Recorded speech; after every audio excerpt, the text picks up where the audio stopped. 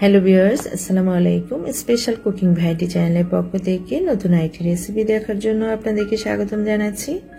আশা করছি সকলে অনেক অনেক ভালো আছেন আর সুস্থ আছেন। আজ আমি আপনাদের সাথে শেয়ার করছি কাঁচা আমের মজাদার ক্যান্ডি। এখন আমের মৌসুম, বাজারে প্রচুর কাঁচা আম পাওয়া যাচ্ছে, তাই কাঁচা আম ফুরিয়ে যাওয়ার আগে আমের এই ক্যান্ডিগুলো তৈরি করে রেখে দিন। একবার তৈরি করে বছর জুড়ে সংরক্ষণ করতে পারেন। আর আমের এই ক্যান্ডিগুলো তৈরি করতে বেশি কিছু উপকরণ লাগে না, শুধু একটি উপকরণ দিয়ে কাঁচা আমের এই মজাদার ক্যান্ডিগুলো তৈরি করা যায়। তো চলুন এবার দেখে নিই কিভাবে এই ক্যান্ডিগুলো তৈরি করতে হয়। কাঁচা আমের মজাদার এই ক্যান্ডিগুলো তৈরি করে নেওয়ার জন্য এখানে আমি কিছু কাঁচা আম নিয়ে নিয়েছি। আর আমগুলো কিন্তু একদম তাজা আম নিতে হবে, তাহলে এই ক্যান্ডিটা তৈরি করতে ভালো হয়। আমগুলোকে এখন আমি ছিলে নিয়ে তারপর আমগুলোকে এরকম লম্বা লম্বা সাইজ করে কেটে নিয়েছি। আর আমের ভেতরে যে আটিটা আছে সেই আটিটা আমি ফেলে দিচ্ছি। এখন আমগুলোকে আবার একটু পরিষ্কার করে ধুয়ে নিয়ে পানিটাকে ঝরিয়ে নিচ্ছি। তারপর চুলায় একটি প্যান বসিয়ে দিয়েছি। প্যানের মধ্যে আমি দিয়ে দিচ্ছি 2 কাপ পরিমাণ পানি।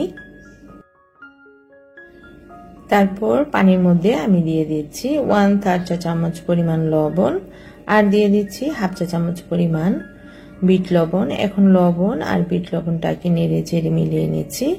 তারপর অপেক্ষা করছি পানিটা ফুটে ওঠার জন্য। পানিটা যখন একটু ফুটে উঠতে শুরু করবে তখন আমি এর মধ্যে আমগুলো দিয়ে দিচ্ছি। আমগুলো দিয়ে 2 থেকে 3 মিনিটের মতো সময় বয়েল করে নিতে হবে। এর থেকে বেশি সময় কিন্তু বয়েল করা যাবে না, তাহলে আমগুলো গলে যাবে আর আচারটা ভালো হবে না। চুলার আঁচটা হাইয়ে রেখে 2 মিনিটের মতো সময় আমি আমগুলোকে সিদ্ধ করে নিচ্ছি। আমগুলো সিদ্ধ করে নেওয়া হয়ে গেলে আমি একটা স্ট্রেনারের মধ্যে আমগুলোকে উঠিয়ে নিচ্ছি। উঠিয়ে নিয়ে আমের মধ্যে যে পানিটা আছে সে পানিটা পুরোপুরি ঝরিয়ে নিচ্ছি।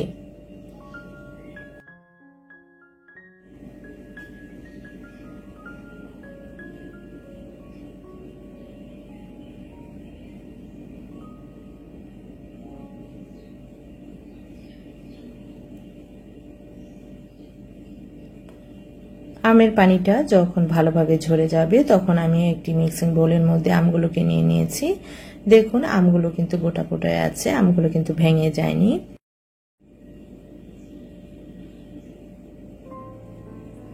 আমগুলো হালকা গরম অবস্থাতে এর মধ্যে দিয়ে দিচ্ছি 1/2 কাপ পরিমাণ চিনি। প্রথমে অল্প পরিমাণ চিনি দিয়ে আমি আমগুলোকে আস্তে আস্তে নাড়াচাড়া করে চিনির সাথে মিলিয়ে নিচ্ছি।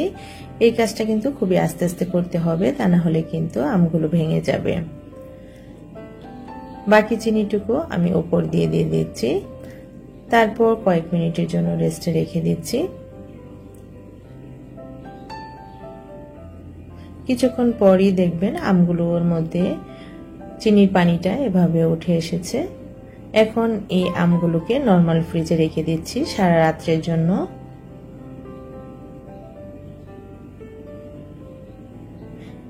এতে করে আমের ভিতরে চিনি শিরাটা সুন্দরভাবে ঢুকে যাবে। সকালবেলা আমের বাটিটা আমি ফ্রিজ থেকে বের করে নিয়ে এসেছি। দেখুন আমের ভেতরে কিন্তু সুন্দরভাবে শিরাটা ঢুকে গেছে।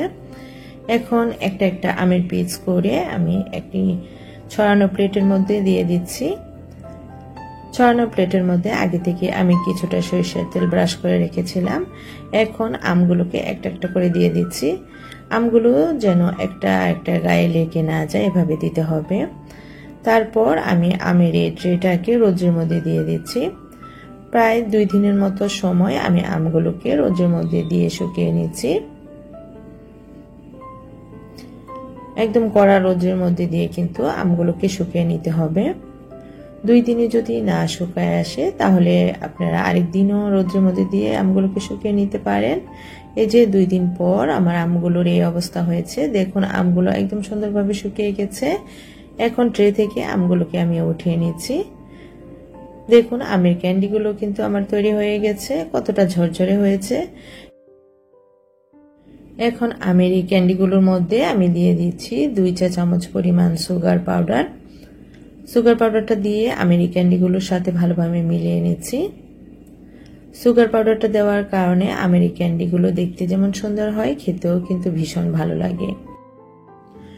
কাঁচা আম দিয়ে মজাদার এই আমের ক্যান্ডিগুলো সহজেই তৈরি করে এয়ারটাইট বক্সে বছর জুড়ে সংরক্ষণ করতে পারেন। আর যখন খুশি তখন টক মিষ্টি আমের এই ক্যান্ডিগুলো খেতে পারেন। আশা করছি আমার আজকের এই রেসিপিটি আপনাদের কাছে ভালো লেগেছে। আর ভালো লাগলে প্লিজ আমার ভিডিওটিতে একটি লাইক দিয়ে দিবেন, আপনার ফ্রেন্ডস এবং ফ্যামিলির সাথে শেয়ার করবেন।